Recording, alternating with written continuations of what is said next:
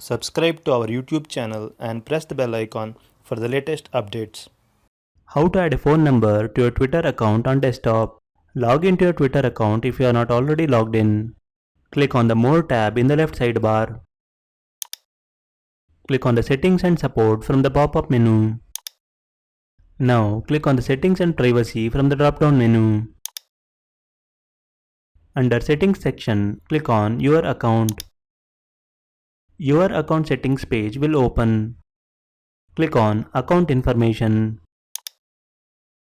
Enter your password and click Confirm to continue. Now click on Phone field. Click Add phone number.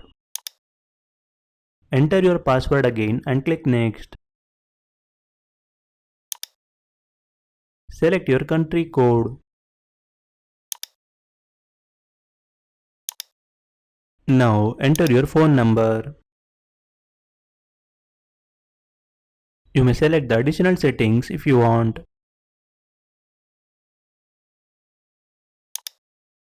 Click Next. Click OK to proceed. A verification code will be sent to your phone number.